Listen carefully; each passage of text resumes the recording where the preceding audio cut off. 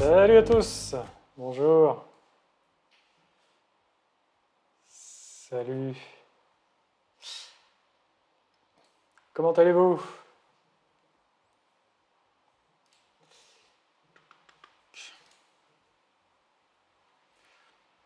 Eh bien non, Kevin.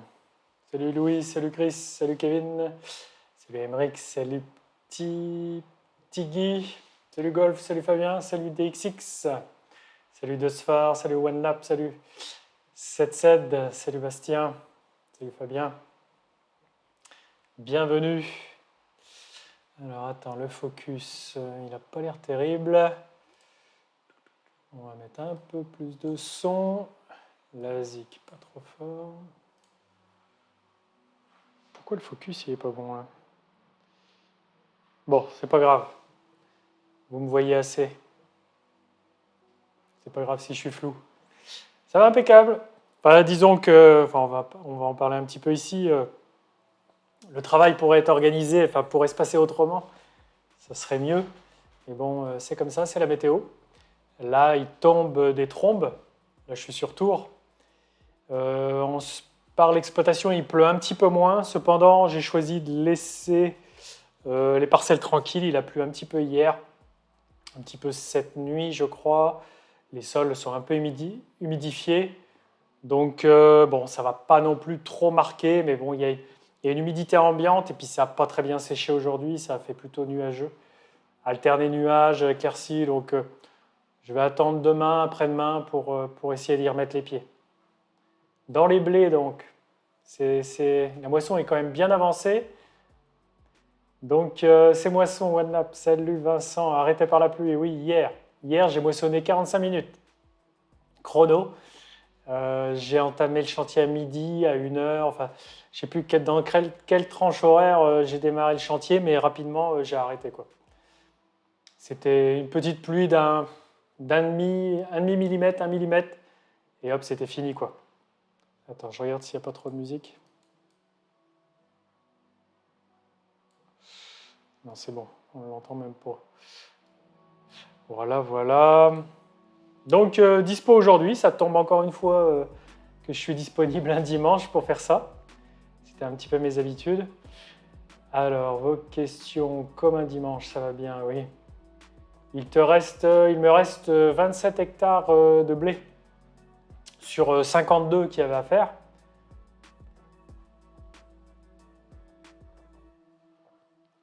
Ah, tu es en train, DXX, tu es en train de moissonner le colza. Ah, perds pas ta concentration pour moi en tout cas. Hein. J'espère que tu as des assistances et ça te permet de faire plusieurs trucs en même temps. Donc bonne moisson à toi dans les colzas. Naville. Nous, ça a bien tombé pendant 15 minutes, mais ça suffit pour arrêter la moisson, tout à fait. Donc moi, hier, j'ai entrepris le déchômage. Les conditions étaient idéales pour ça. J'ai déchômé toutes les pailles de blé que je veux semer en colza. Donc c'était la photo de la minute d'attente, là, où on voit le 1400 dans la pénombre de la lune. Hier, ça m'a emmené jusqu'à minuit, donc, où j'ai fait à peu près 15-16 hectares de la fin d'après-midi jusqu'à la night. Attendez, je peux peut-être vous faire voir une petite photo de ce que ça donne hier. Aucune poussière, j'ai fait ça avec le cover crop, le sous-chupiné. Nickel. Un travail bien fait, je trouve. La profondeur que je voulais, les chaumes sont bien intégrés. Est-ce que je vous ai fait un gros plan? Non, j'ai fait que des photos de nuit. Ah si. Voici le travail, je vous prépare la photo. Il travaille bien ce sous-chupiné. On utilise souvent le galuchot, mais comme il est encore en réparation, j'ai pas fini de remonter le châssis. L'essieu sur le châssis du cover crop que j'ai pris le sous-chupiné et ma foi, ça travaille vachement bien. On avait oublié ce cover crop. Non, il travaille très bien. Une petite photo du résultat. Les pailles, de toute façon, elles sont très, que ce soit en orge et puis en blé, les pailles, elles se pulvérisent Alors regardez ce que j'ai fait hier soir, comme on faisait plus moisson. Même s'il fait soleil dans la photo que je vais vous faire voir, les pailles étaient trop humides pour pouvoir moissonner. Donc j'ai gratté ce qui avait été avancé en moisson. Alors, tac. J'ai pas préparé les photos, mais on va les faire à mesure. Tac. On est le 25, j'ai classé ici. Voilà. Donc voilà le 1400 dans ses œuvres. Au déchômage hier, parce qu'on ne peut pas moissonner. Et quand on ne peut pas moissonner, on fait des lives sur Twitch. Voilà, je respire aussi un petit peu et je fais le montage de la vidéo de mardi prochain car elle n'était pas faite. Ça m'arrive rarement d'avoir si peu d'avance pour le montage d'une vidéo. Généralement, comme je vous disais, j'en ai une ou deux. C'est presque un pastis. Ça a juste la couleur. À JD, quand il pleut 1 ou 2 mm par jour. Mais là, c'était maussade, c'était alterné de pluie, de soleil. Hier, j'ai des collègues qui ont réussi à battre. Le grain était à 16, 17. Un peu plus de 16, pardon. C'est kiff-kiff. Du coup, c'était un petit peu au-dessus. Et là, j'estime qu'aujourd'hui, ça n'a pas séché convenablement, quoi. C'était peut-être à la limite. Mais je vois que la semaine prochaine se dégage bien. J'ai avancé mon déchômage. Ouais, donc beaucoup d'entre vous, comme tu le dis, Bastien, sont dans les foins. C'est un truc que je ne fais pas, hein. Je suis céréalier, donc vous, éleveurs, vous grattez la tête, vous cassez la tête avec ça. Ça a l'air très très compliqué de faire les foins. C'est même pas que ça a l'air, c'est que c'est compliqué. Les foins prennent la flotte, ils perdent en qualité. Ça doit être une vraie galère. Salut Sylvain, ça va impeccable. Alors attends, que j'ai pas laissé... Sans deck, je suis de l'Indre-et-Loire, Touraine, région de Loches, le Lochois. C'est Sud-Touraine. Donc voilà. Et aujourd'hui, c'est assez peu pluvieux dans ce coin-là, quand même. Il y a plus de pluie dans le nord. J'ai l'impression, quand je vois les radars, nous aussi, on est arrêté par la pluie. Non, c'est partout en France, hein. Alors, JD, vous verrez, vous avez vu dans la vidéo de Colza, ça a très bien démarré, une quarantaine de quintaux en colza, 38 de moyenne dans ce que vous avez vu. Et puis là, vous allez voir mardi prochain, j'étais en train de faire le montage tout à l'heure, je fais le bilan des rendements. Je ne vais pas vous dire le rendement final, le rendement moyen, mais dans ce que j'ai battu, les argilo-calcaires, pour vous donner une information, c'est moins que ce que vous avez vu dans la vidéo d'avant. Là, je suis sur une trentaine de quintaux par hectare, dans des terres qui expriment un peu moins leur potentiel en colza. C'est comme ça, ce sont des terres qui ont un peu plus de mal à produire en colza. Donc on est sur une trentaine de quintaux. Donc la moyenne, elle sera clairement au-dessus de 30 quintaux. Voilà, je vous ai presque tout dit. Donc dans le nord, à Griro, ouais, les pluies sont arrivées. De toute façon, tout le monde y a le droit. C'est comme ça. Là, nous sommes donc le 25 juillet et nous sommes 10 jours après les dates où on peut estimer, où j'ai toujours entendu mon père dire on peut venir vous voir, on peut rendre visite à des amis tel jour, on peut prendre nos vacances, on peut partir en vacances. Après le 15 juillet, on aura terminé moisson. J'ai pris aussi des rendez-vous après le 15 juillet, là récemment, cette semaine que je n'ai pas pu honorer, parce que je m'étais dit au 15 juillet, ça sera terminé. Et puis en fait, pas du tout. Je pense que ça a fait le coup à tout le monde. Au 25 juillet, on y est encore. Il me reste donc 27 hectares de blé et la vingtaine d'hectares de févrole. La févrole, qui je vous le réserve, je ne vous en dis pas plus. Enfin, si, je vous en dire un petit peu. Elle était plutôt... elle n'était pas propre en mauvaises herbes, et ça s'est très très sali, comme on dit, en fin de cycle à cause du décalage des moissons et puis l'abondance des pluies. Il y a beaucoup de mauvaises herbes. C'est tout vert. C'est tout vert. C'est pas joli. C'est pas joli du tout, mais il y a une solution. Et j'ai encore pas engagé de travaux. La févrole est encore... j'y ai pas touché depuis des semaines et des mois et vous allez voir ça. Voilà, on va avancer pour essayer de produire quelque chose. Là, en l'état actuel des choses, elle n'est pas récoltable avec la moissonneuse. OneLap, à peine 50% des surfaces battues. J'imagine pour une surface où habituellement il y a 100% des surfaces que tu me dis qui sont battues. Là, vous en avez fait la moitié. Donc voilà, moi il me reste 27 habituellement. Oui, c'est déjà fait depuis le 15 juillet, c'est sur faire cela. Et j'avais 38 de colza, 52 de blé, 20 de févrole. Il faudrait faire les comptes, mais tout est battu normalement de tout ça.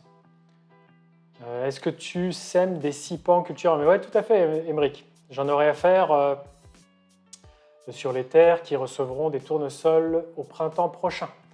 Donc je ne suis pas encore dans l'optique, je ne sais même pas ce que je vais semer. Il y aura certainement de la févrole dedans, dans mon couvert un tout petit peu.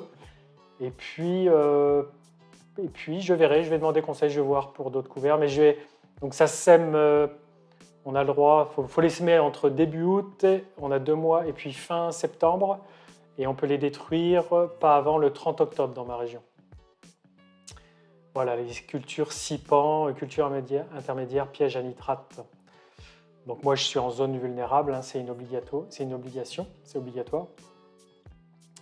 Zone vulnérable, voilà, pour le raisonnement des nitrates, pour éviter qu'ils dérivent et qu'ils s'infiltrent dans les sols, on sème des cultures qui vont les piéger, voilà, pour éviter de laisser le sol nu trop longtemps.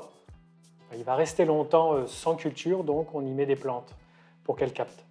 Toi, il te reste Vincent, 15 hectares à battre, ok. Bon, je crois qu'on a tous des bouts de parcelles commencées, pas finies, ou des parcelles lointaines qu'on n'a pas attaquées et qui sont à battre. Donc là, le blé, il prend des douches, là, il perd en qualité. On va le dire et le redire, mais c'est comme ça, il perd du poids, on perd de la productivité du fait qu'il n'est pas ramassé et qu'il prend les intempéries. Alors, ouais, luzerne semée en 2020, tu vas en faire quoi? Tu comptes garder ou pas du tout? Oui, je vais peut-être la garder. Là, il y a peut-être une coupe. Alors, j'ai fait une photo cette semaine, je vais vous la montrer, parce que je ne vous l'ai pas fait voir. Cette luzerne, donc semée hors période optimale, en pur, après un blé, et elle a toujours été toute petite, elle a du mal à démarrer. Et là, j'ai fait une photo et c'est incroyable. Même tout à l'heure aussi, j'ai fait une photo sur Facebook, où là, j'ai pris en photo la luzerne qui redémarre après ma moisson de l'orge, qui était semée en direct dedans. Et c'est incroyable comme ça peut pousser. Et là, je vais vous faire voir cette luzerne qui a toujours été chétive, mais qui reprend le dessus. Ouais, je l'ai là. Alors, elle est où cette luzerne? Ah oui, elle est là. Donc, va peut-être y avoir là aussi une coupe, et je vous montre juste après la luzerne que j'ai fauchée avec l'orge, à vrai dire, qui était toute petite. Je vais vous la faire voir après. Et c'est incroyable parce qu'elle a explosé. Il faut dire qu'elle a la météo avec elle. Vous allez voir ces 2 photos d'affilée. La luzerne, c'est fascinant. C'est incroyable. La nature est incroyable. De toute façon. Alors, ces 2 photos. Tac, tac. Donc, bienvenue à ceux qui se connectent, qui nous rejoignent ici sur Twitch. On va parler un peu de ce qui s'est passé depuis ces 10 derniers jours que je ne vous ai pas vu en live. Je vais aussi regarder les commentaires de la vidéo de mardi dernier où je faisais la moisson du colza. On va voir tout ça. On est tranquille et je réponds à vos questions ici dans le chat. Bienvenue Shadow. Ah oui, attends, je vais mettre le petit son normalement. La petite clochette, vous allez l'entendre. Regardez cette luzerne semée en septembre 2020, comme tu me le demandais. J'ai oublié ton prénom, ton pseudo. La voici. Donc à droite, je l'ai fauchée, je l'ai un peu nettoyée parce qu'il y avait beaucoup de matricaire. Là, ce qu'on voit, les andins, c'est de la matricaire. Je l'ai fauchée un petit peu, peut-être 2 semaines, 10 jours après la partie gauche qui déjà là est en train de redémarrer. Tout ce qu'on voit, c'est de la luzerne qui est en train de repousser. Donc c'est incroyable. Salut Nat, tu n'as pas loupé grand-chose, on est en train de papoter. Il a plu, mais il pleut 2-3 mm par jour. Tu auras moins que de rendement ou pas? Titi Tracteur, en quoi Non, bah pour l'instant en colza, c'est une bonne année par rapport aux 5 années, voire 10 années passées. Ouais, en blé pour l'instant, écoute, je ne peux pas faire le bilan, ça semble moyen par rapport à l'historique. On verra. J'ai pas du tout d'idée, parce que là, on attaque une parcelle d'une 30aine d'hectares, elle n'est pas finie. Et on en a fait peut-être les 2 tiers, mais en termes de surface, c'est pas évident. Mais est-ce que ça fera 6 tonnes, 7 tonnes? Ce sera peut-être au niveau des rendements passés, voire légèrement inférieur. Mais voilà, je ne m'engage pas, il y a encore grand à moissonner. Il y a 27 hectares sur 52 qui ne sont pas moissonnés. Donc moi, je suis en Beauce. Beauce, ça ne s'écrit pas comme ça. C'est Hugo Boss qui s'écrit comme ça. Tu auras moins que... Ouais. Donc voilà pour cette luzerne que je me demandais si pendant un temps j'allais la détruire, semée en septembre 2020, n'importe quoi. Et regardez cette luzerne. Je vais vous faire voir 2 photos. Quand j'ai fauché l'orge, attendez, je vous prépare tout ça. Tac, on remet ma petite tête. L'orge, quand on l'a fauchée, tac, elle ressemblait à ça. Alors oui, je l'ai mis sur Twitter tout à l'heure. On va prendre la photo sur Twitter parce que je ne l'ai pas mis là. C'est toute une histoire. Enregistrer l'image, voilà. Tac, là. Donc ça, c'est... On voit la luzerne encore au pied de l'orge que je suis en train de moissonner. Et donc... que voici, que voilà. Et c'est incroyable comment elle est repartie. Je suis en train de vous faire un teasing de fou là. Mais il faut souligner la vitalité de cette culture. Donc là, je suis en train de moissonner l'orge il y a 3 semaines. Ce qui est blanc-jaune, c'est de l'orge, et ce qui est vert, c'est de la luzerne qui repart du pied. Ce n'était pas prévu qu'elle soit aussi vigoureuse, j'avais l'intention de la détruire. Donc là, il y a 3 semaines, elle était comme ça. Je suis en train de la couper, de tout couper à 10-15 cm de haut. Tu arrives à jouer en même temps que farming, pas mal. 58 quintaux, je ne sais pas en quoi. D'accord, ouais, la luzerne, c'est fascinant, c'est clair. Eh bien, donc je vais te faire voir cette luzerne exactement, je te la fais voir, la luzerne derrière qui était avec l'orge. La luzerne est tellement... tu vas avoir moins de rendement que l'année dernière ou pas? Alors. Donc voilà Thibaut à quoi elle ressemblait il y a 3 semaines et ce matin je suis allé la voir. J'étais déjà allé la voir il y a une semaine, mais elle a encore plus explosé. Je vous prépare la photo. Teasing. J'ai publié aussi sur Facebook et Twitter tout à l'heure, tellement c'est stupéfiant. C'est le même endroit à peu près, à 50 mètres près, mais c'est partout dans la parcelle comme ça. Regardez un peu ce qui est capable de produire comme végétation. Une luzerne qu'on a coupée du pied et qui va repartir. Alors, attendez, je ne suis pas prêt. Que je ne vous fasse pas de bêtises. La voici, la voilà. 3 semaines après, j'ai pas reconnu mon champ.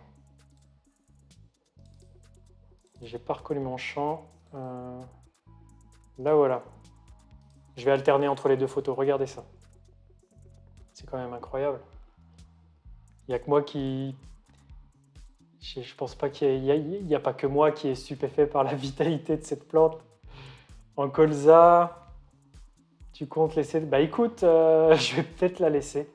Je vais peut-être surtout la proposer à mes confrères. Je vais voir, je vais leur demander. Est-ce que ça va les intéresser? Je ne sais pas si la paille...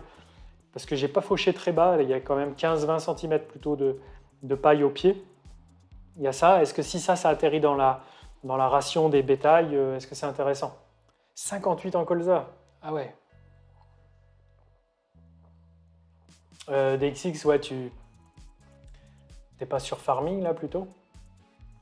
La luzerne a les conditions pour repartir. Ouais, c'est incroyable. Alors, elle n'a pas eu beaucoup de chaleur. Si, depuis la moisson, ouais, elle a eu un peu de frais. Elle a eu des coups de chaud, ouais, mais elle a tout ce qu'il faut. Hein. Mais c'est incroyable, regardez ça. Donc, ça, c'est ce matin. C'est limite, il faudrait que je fasse une petite vidéo de cette situation, tellement c'est incroyable. Et ça, c'était il y a 3 semaines. Incroyable quand même. Alors on voyait qu'il y avait de la luzerne au pied, mais à ce point-là, pour couvrir à ce point-là, alors c'est pas épais, mais c'est homogène partout. Bon, à droite, il y a un petit trou, c'est le bordure de route là. Il y a 1 mètre sur 10 mètres de long, il n'y a pas de pied de luzerne. Je ne sais pas ce qui s'est passé, c'est peut-être le semis, mais il n'y a jamais eu de pied de luzerne ici. Je voulais vous montrer les chaumes et vous montrer les restes de l'orge, avec quoi elle ressemble. Eh bien écoute, je ne sais pas Thibaut ce que je vais en faire. Je voulais faire du colza. Déjà, je vais proposer ce fourrage. Et est-ce qu'à l'issue, si on peut produire un fourrage, si ça intéresse des éleveurs, est-ce que là, je pourrais semer un colza au pied? Franchement, là, c'est l'aventure. J'en sais rien. Il me faut des idées. J'ai pas dit. J'ai une luzerne qui veut pas partir.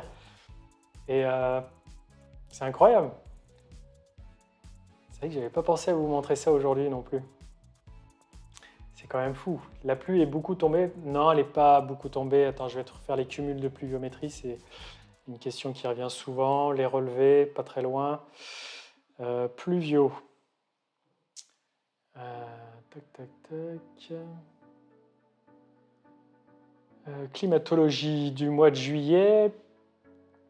Alors, globalement, non, tu vois, aujourd'hui, on a eu 1 mm. Hier, on en a eu 1.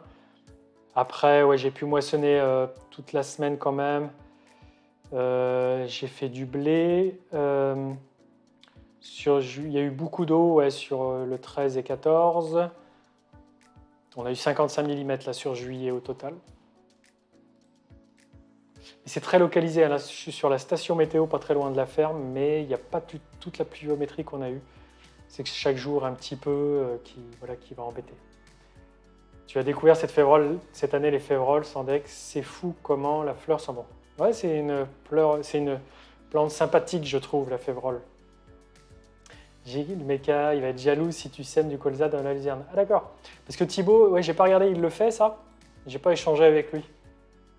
C'est ce qu'il va faire en direct sûrement avec son Horsch. Ouais, non, mais tout à fait. C'est au petit bonheur la chance cette année. Les zones qui prennent beaucoup d'eau, beaucoup trop. Je me sens plutôt épargné par les gros aléas, quoi. Vraiment. Mais après, à 20 km de chez moi, il y a eu des grêles qui ont fait tomber des colzas, qui ont détruit des colzas, détruit des orges, et en faisant très peu de kilomètres, quoi. Nous, ça tombe à plein depuis dans le 28. Ouais, c'est pas très loin, l'Eure-et-Loir, c'est ça. Bah, c'est fou. Je t'ai pas vu, Gotaga. J'ai pas vu tes salutations tout à l'heure. Je te salue également.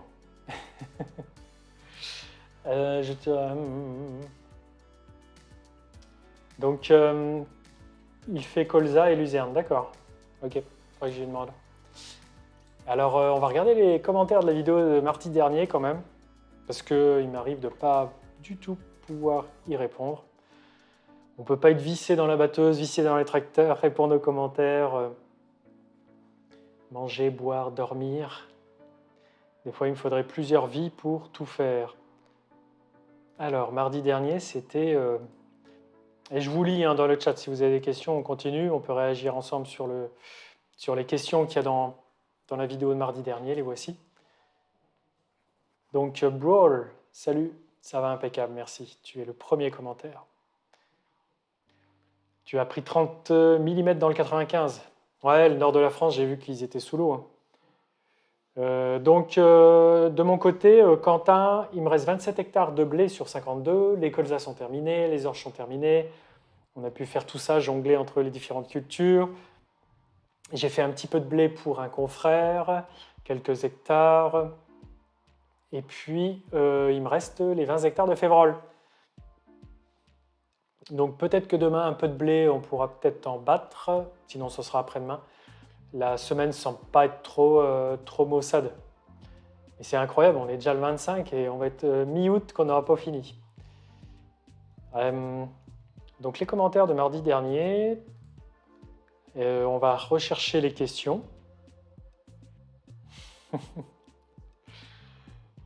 Donc je recherche vos points d'interrogation. Vous avez été nombreux encore une fois à commenter, c'est chouette. Donc pourquoi j'astique? Non, non, j'ai pas de toc. C'est ça. Non, il est dans l'ironie, je crois. Et ça, voilà, donc je vous le rappelle, c'est la moisson du colza.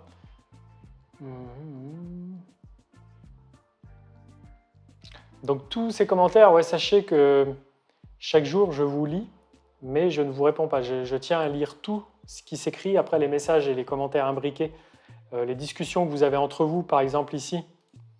Ça, je vais pas jusque là, car là, c'est un petit peu entre vous, mais le premier message qui m'est adressé, je le lis.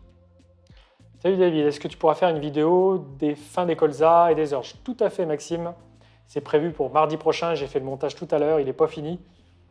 Il est à fignoler. Transition audio, la miniature, la description à faire et tout ça. Non, la GoPro sportive, je mets jamais derrière la coupe. Je mets jamais la coupe derrière la batteuse, c'est possible.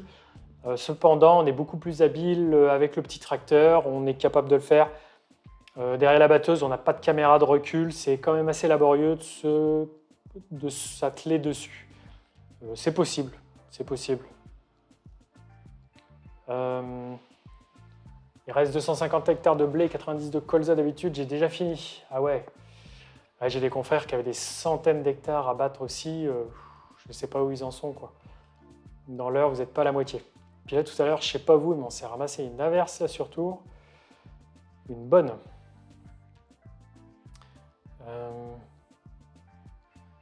Ensuite, donc voilà, faut pas hésiter à poser des questions en zone commentaire. Il y a plein de choses que j'aborde pas dans les vidéos et qui sont intéressantes à discuter, auxquelles je pourrais ne pas penser.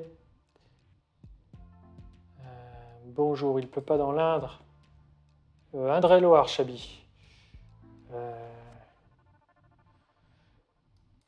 Oui, il aide. Cependant, il a sa vie aussi, mais il donne un coup de main. Vous allez l'entreapercevoir. Mon papa.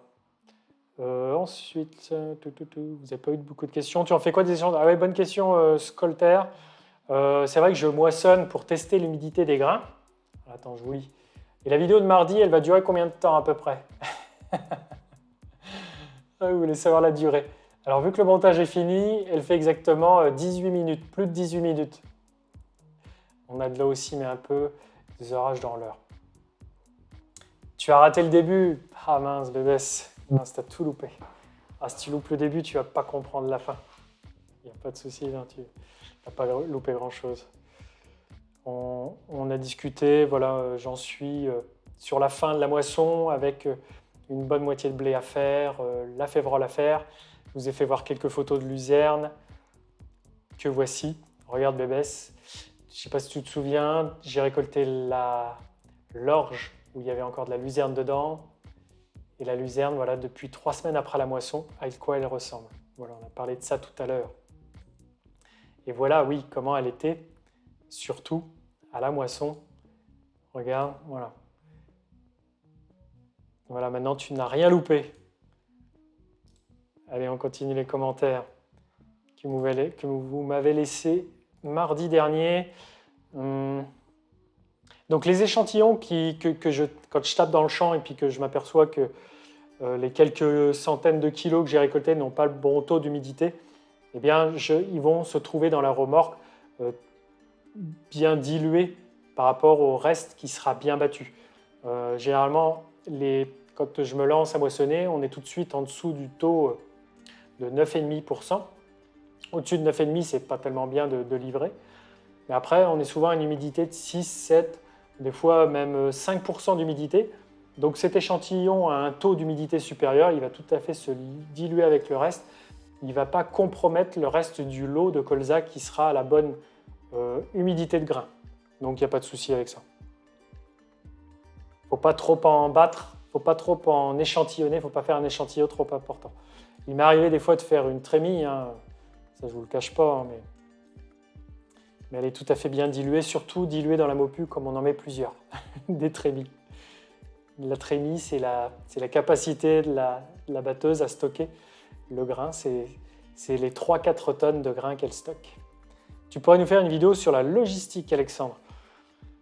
Ouais, c'est-à-dire comment on organise les trajets, comment on apporte le matériel au champ, etc. Le temps que ça nous prend, ouais, ça pourrait être une bonne vidéo.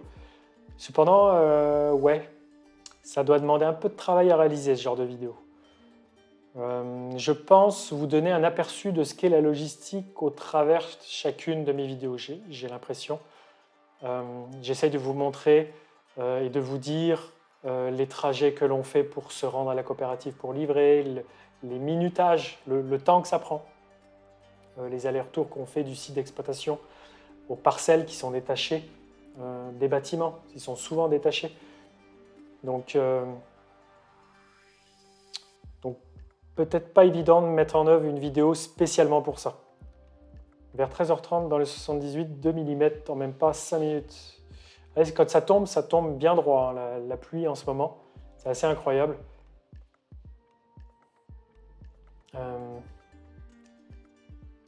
Tu vas faire une coupe? Je ne sais pas, Bébès. Je vais la proposer. Ouais, c'est mon intention. La coupe de luzerne, la luzerne qui repart dans l'orge, c'est clair. Enfin, dans l'ex-orge. Je sais pas, Quentin, ça dépend de la météo. Hein. Et tu fais des routes baleurs, non? Pour être tranquille, il aurait fallu broyer les restes de chaume d'orge une fois, ouais, tout à fait, Durano. Mais on était parti dans la moisson, franchement, j'avais pas le temps de la broyer. Mais ça a été un peu mon idée, mon intention. Après, s'il y a un petit peu de paille, j'espère que ça ne sera pas gênant. Salut Greg, salut l'atelier agricole. Bon, je pense que tu t'es ramassé la flotte. Apparemment, dans le 28, ça flotte aujourd'hui. Une vidéo sur le triage, le stockage, à ta coop, c'est vrai. Ouais, Bébès, ça serait super intéressant, il faudrait que je leur demande. Le départ des trains aussi, il y a une ligne de chemin de fer qui traverse le silo central collecteur. Moi, je livre un silo satellite. Il y a plein de silos comme ça dans la campagne. Et on rassemble tout à un seul et même silo qui ensuite font des départs trains et ça part sur les ports et tout ça. Ouais, petit Guy, peut-être que Jean-Bernard en a besoin. Salut Grizzly du Maine-et-Loire. Alors, atelier agricole. Greg, oui, pas beaucoup d'eau, mais un peu tout le temps depuis hier en soirée, ok. Donc stand-by sur la moisson, évidemment. Ça va bien, Jérém? Impeccable. Allez, vos commentaires de mardi dernier. Après, je vous fais voir quelques petites photos de ce qui s'est passé de cette semaine, que j'ai pas publié. Puis on va parler de trucs. Si vous voulez parler d'autres trucs, petite question. Comment vois-tu que ton colza est bon? Alors, Adriane, ça se voit, c'est un sentiment. C'est jamais évident de dire le colza qui rentre dans la moissonneuse. C'est dur de donner un chiffre, hein, généralement, que ce soit colza, blé ou orge.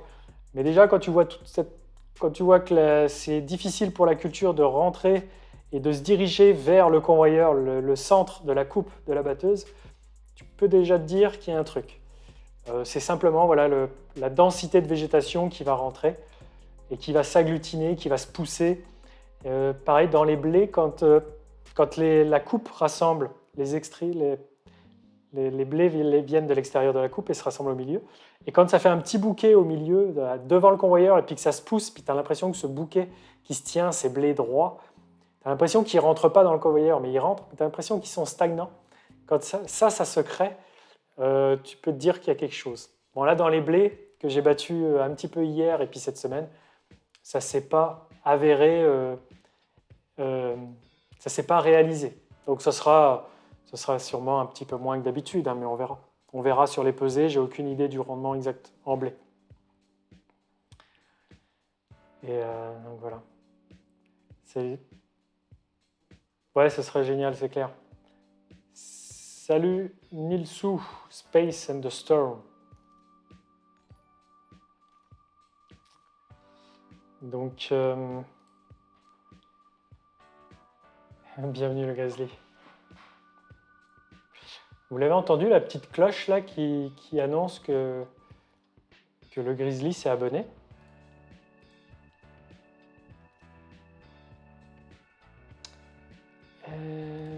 Ensuite, alors Patrick, plus une fonction mécanique de base repose sur des solutions techniques simples, maîtrisables et adaptables à l'échelle de l'utilisateur, plus elle est pérenne dans les situations les plus critiques instantanées. Alors là, j'ai pas bien compris ta question, c'est en rapport avec tes autres messages d'avant. Rejoins-nous sur Twitch, Patrick, pour en discuter plus, parce que là, j'ai pas tout compris tes messages.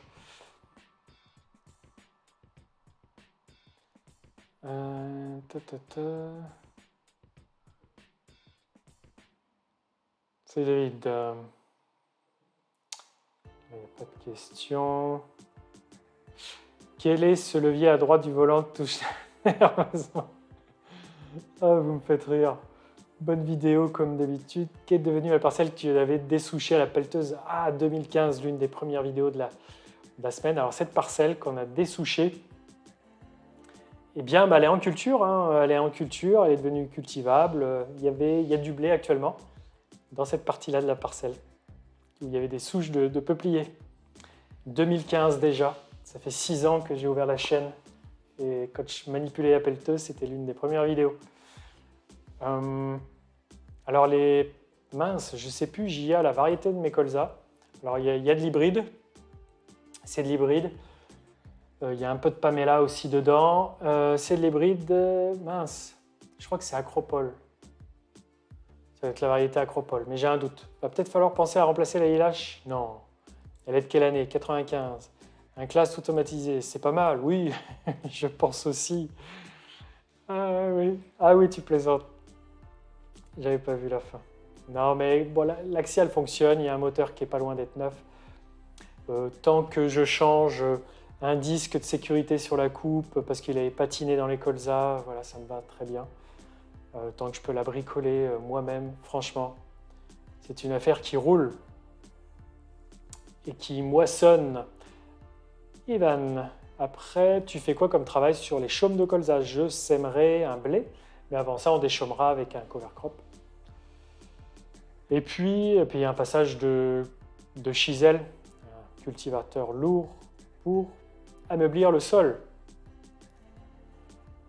J'ai perdu vos commentaires. Vous êtes où?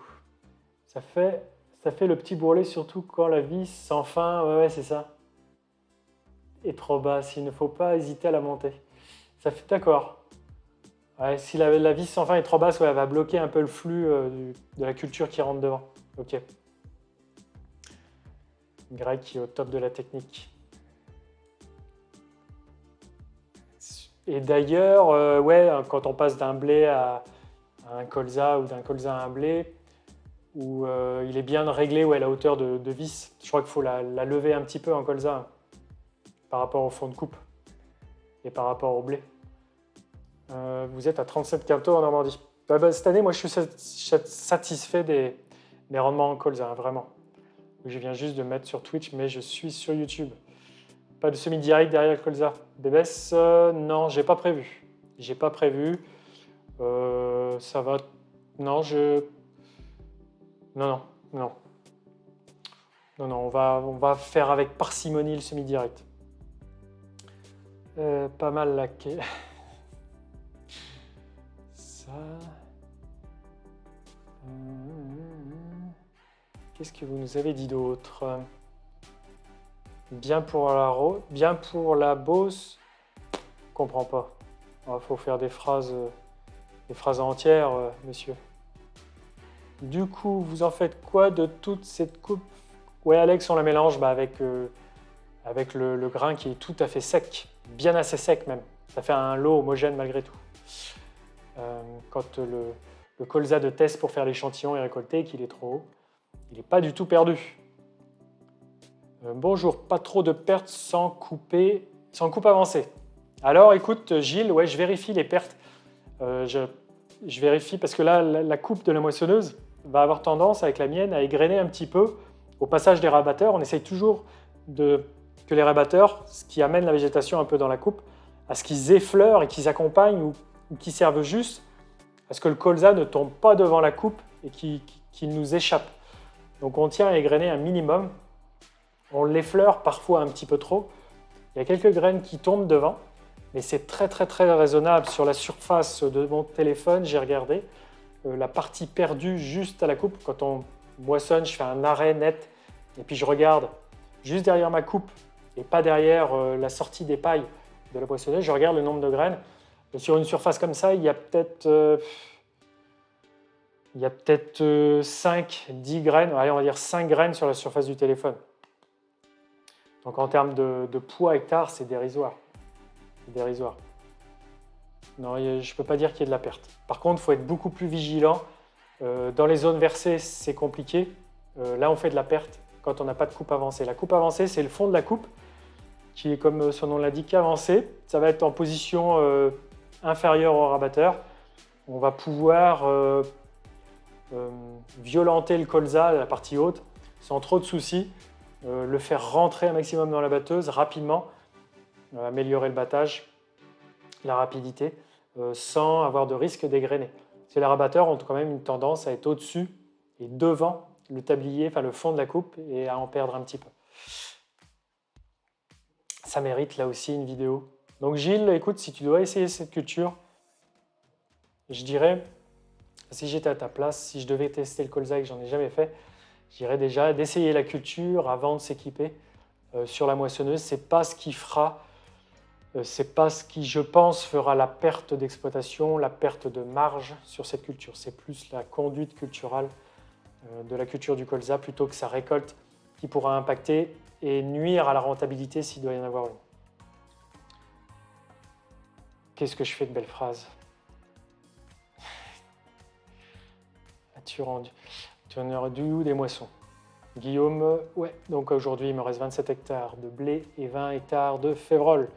27 hectares donc sur 52 de blé qu'il y avait à faire.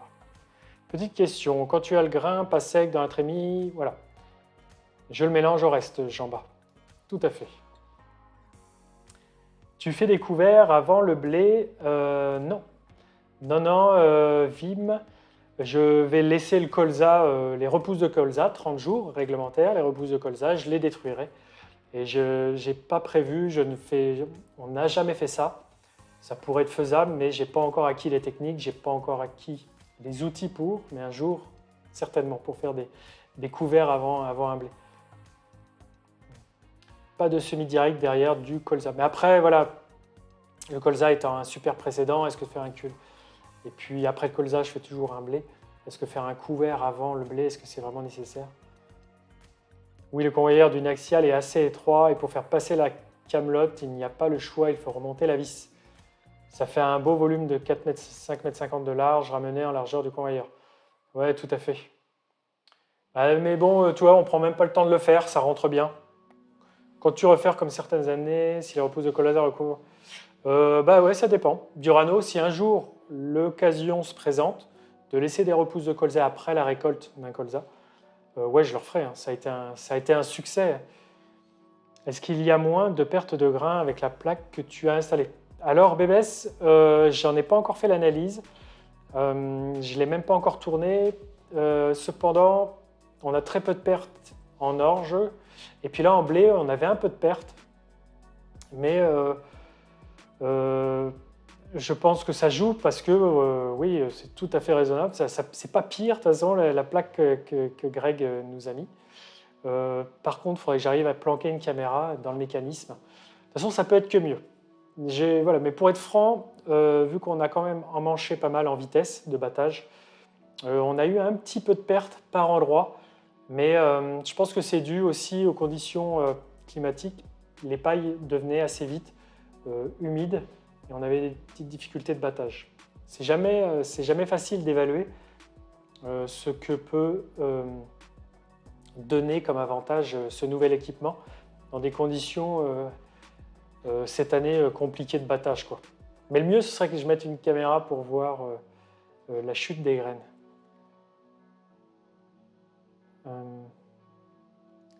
Voilà pour vos commentaires. J'ai une question. Laurent, nous sommes le 23 juillet et ça moissonne à tout va depuis ce matin. Ça va a priori se poursuivre cette nuit avant les pluies annoncées dans la nuit. Du coup, où les agriculteurs déchargent-ils leurs grains?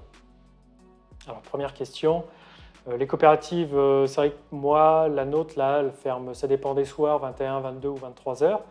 À un moment donné, à 23 heures, on ne peut plus livrer. Eh bien, déjà, donc, on livre notre dernière benne sur les coups de 23 heures. Et quand on la ramène au champ, elle est à remplir. Donc, ça prend déjà un petit bout de temps de remplir ces bennes. Et ça peut nous emmener jusqu'à minuit, 1 heure facilement.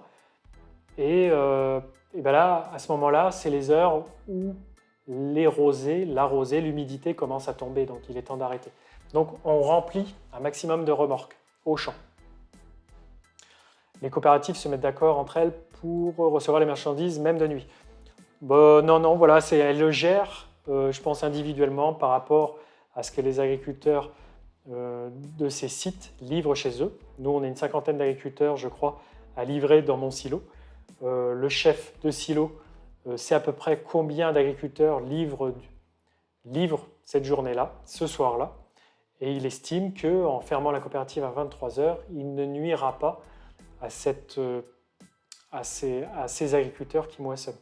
Des fois, s'il reste un agriculteur qui n'a pas fini, il ne va peut-être pas laisser la coopérative ouverte jusqu'à 11 heures non plus.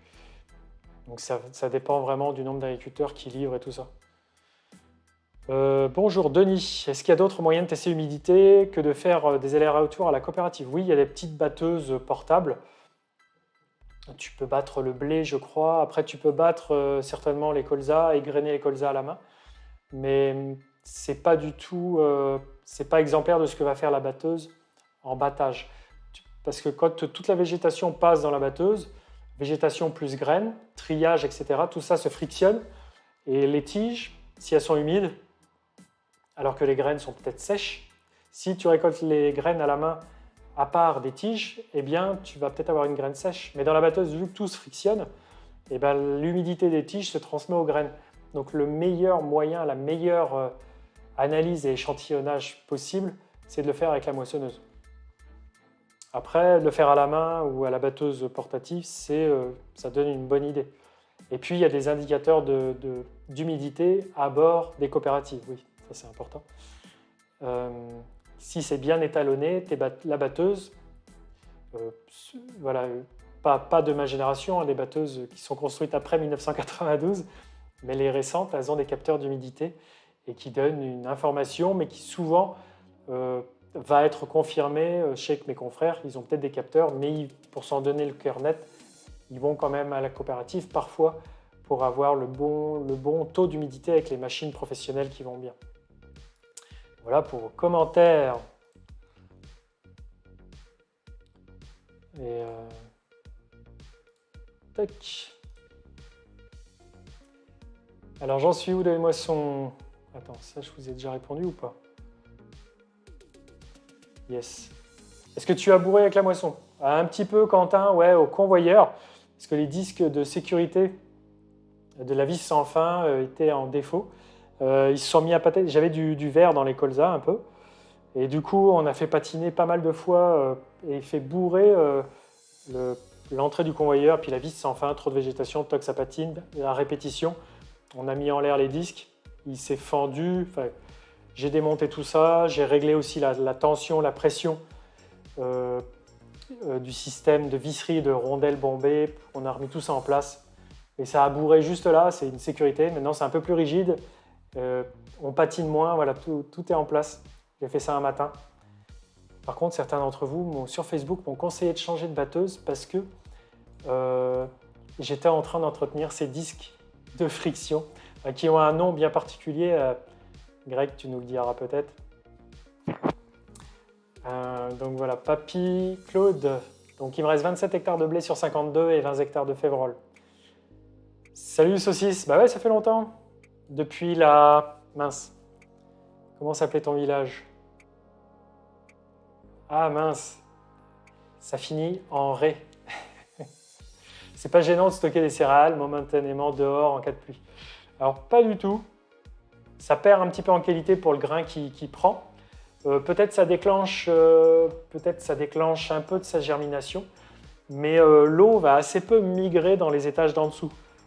Si on prend 10 mm sur un tas de blé qui est dehors, ouais, tu prends donc 10 litres d'eau par mètre carré. Hein. C'est une épaisseur d'1 cm sur toute une surface. Ça prend. Mais c'est ce que notre directeur de coopérative et président, etc., nos dirigeants de COP, et puis ils ont très certainement raison, c'est que d'accord, il y a peut-être un tas de blé qui va rester quelques jours dehors, il va prendre les intempéries, on va perdre, la coopérative à vendre ses lots qui ont perdu un petit peu en qualité, on va peut-être perdre un petit peu en valeur, on va valoriser moins bien ce tas, mais le tas est tellement épais que, comme je vous dis, l'eau ne va pas se transmettre à tout. Peut-être va y avoir un impact et une baisse de valorisation, mais par rapport à ce que engendrerait le coût de construction d'un bâtiment supplémentaire pour stocker ce tas temporaire très court de quelques jours, on serait plus perdant, nous coopérateurs, adhérents, à investir dans un bâtiment qui serait utile quelques jours plutôt que de laisser le tas dehors, qui d'accord perd en valorisation. C'est une question d'avantages, inconvénients, mais surtout économique, quoi. Salut le Grizzly, bon app. Les férodos.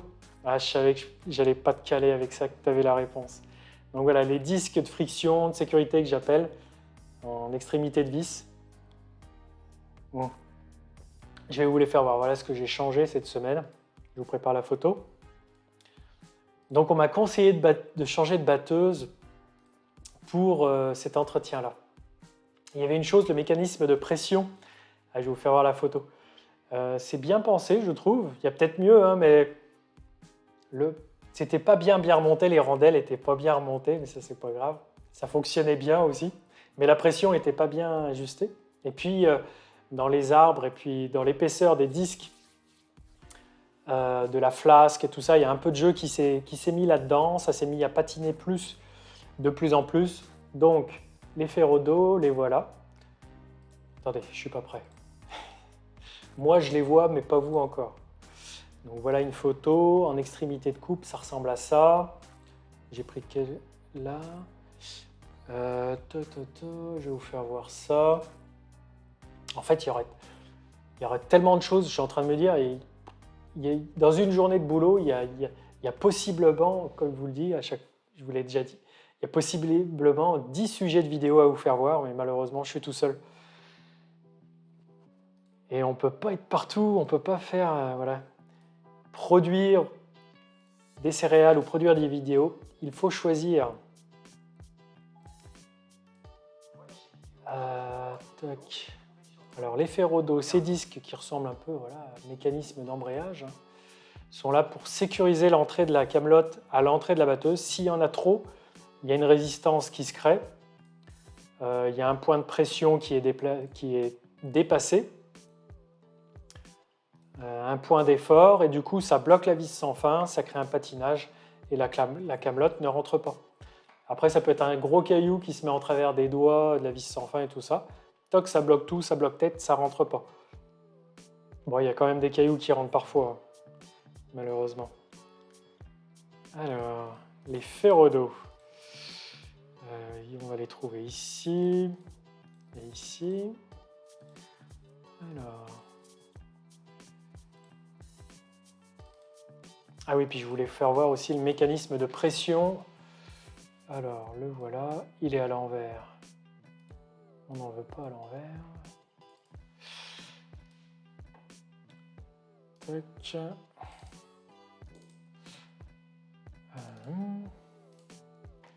Yes. Modifier. Voilà. Donc voilà, c'est un mécanisme qui se situe dans la partie gauche, la démontée de la batteuse. Le capot du boîtier à gauche est démonté. J'arrive pas à vous le mettre en plus petit, c'est pas grave. Donc voilà. Donc le disque est démonté. Et puis c'est dans cette partie que je vais vous zoomer. C'est derrière tout ça, là, le mécanisme, la chaîne, c'est la partie motrice qui va. C'est là que vient la puissance. Ça fait tourner la grande couronne. Et au milieu, il y a un moyeu là, si on peut dire. Et puis il y a une partie avec des petits crans là, un peu plus dans le milieu de la couronne. Reprenez-moi sur les termes des pièces. Je compte sur toi, Greg. Et avec un petit mécanisme, voilà, quand on veut faire marche arrière aussi sur la vis sans fin pour débourrer, c'est à ça que servent ces petits crans. Et le disque, le ferrodo, que vous avez vu dans mes mains juste avant, il se situe, voilà ce truc-là qui était cassé, il se situe au milieu de cette grande couronne. Et voilà, entre cette grande couronne et la partie centrale, elle aussi sur l'axe central.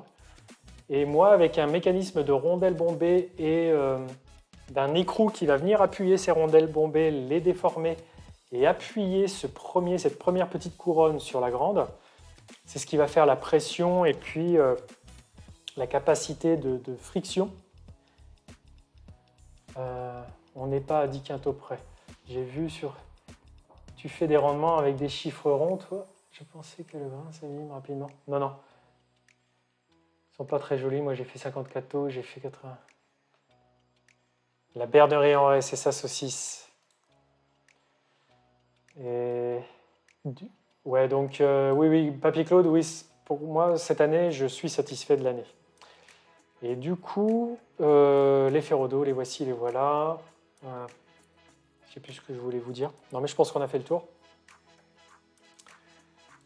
Bon, on ne va pas changer de batteuse pour ça, hein, je vous le dis.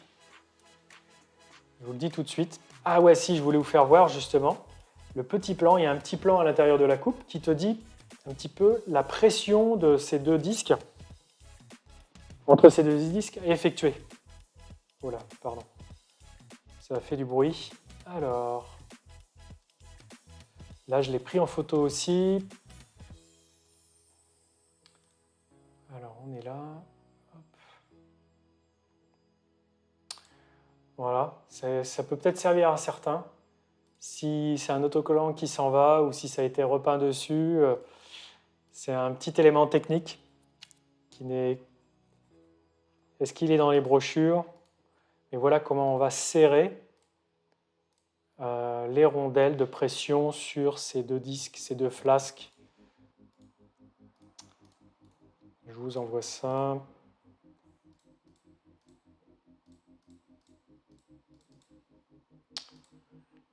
Là.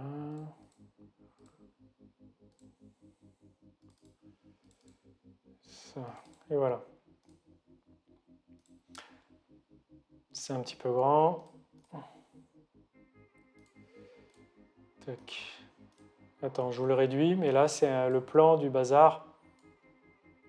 L'axe au milieu des couronnes, là, que je vous ai fait voir.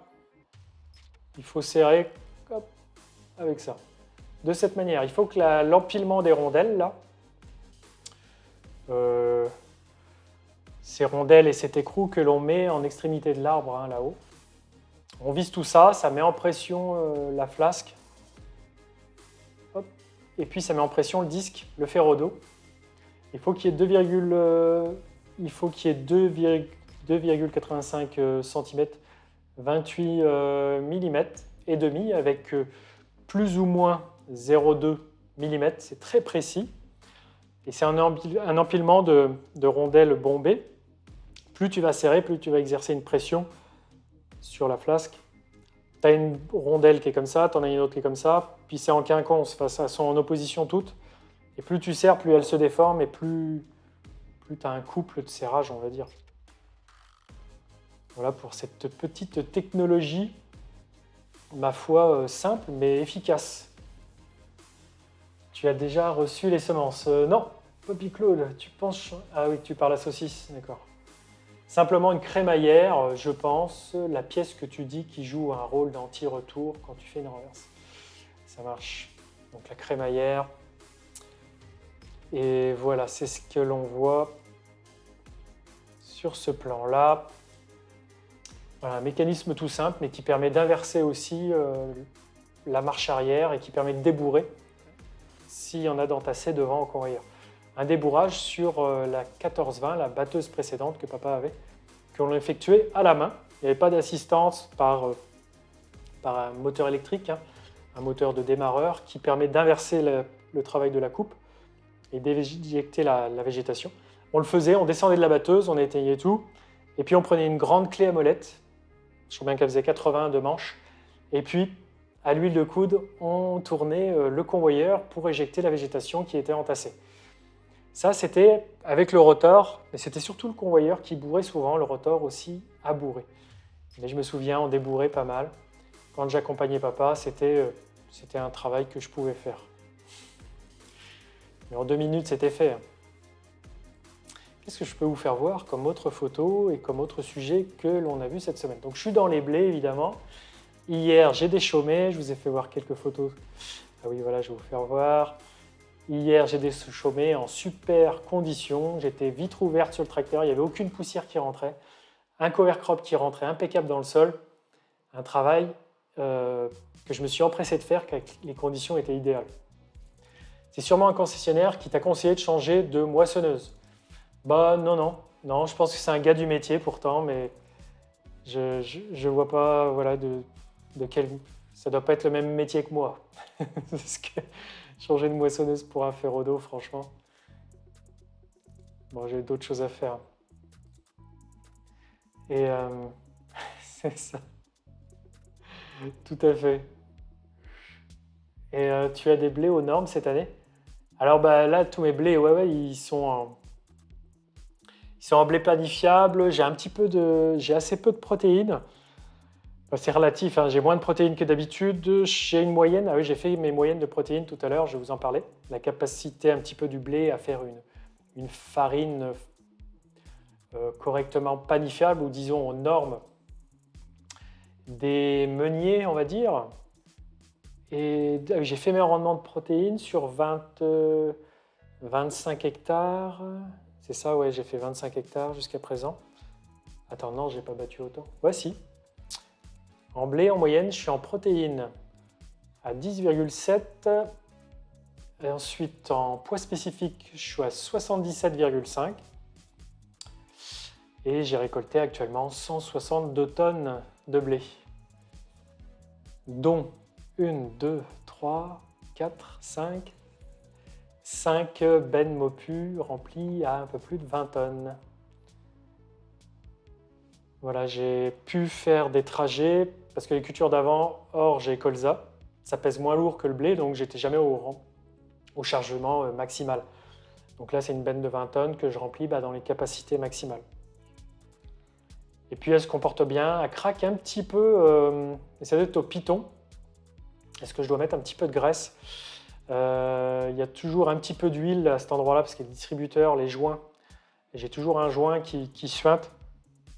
Et il y a un peu d'huile des fois qui graisse, ça suffit, mais là, les 3 tonnes d'appui sur le piton de la flèche, je pense qu'ils enlèvent tout ça et ça couine un petit peu à cet endroit-là. Mais franchement, ça se comporte très bien sur la route. Alex de la Vienne avait dit une réponse claire, nette et précise à quelqu'un qui lui avait proposé de changer, c'est ça. Ouais. Bah, je vais pas être du style à Alex. Je vais du moins pas le dire.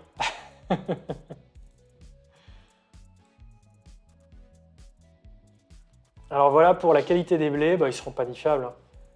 C'est quoi ta marque préférée? Jojo, j'en ai pas. Ton père avait quoi comme batteuse avant la IH?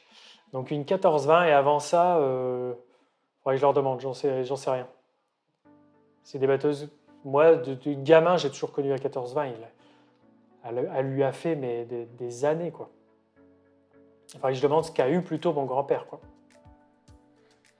Donc Chris, est-ce que je vais investir? Oui, j'aimerais bien un déchômeur rapide.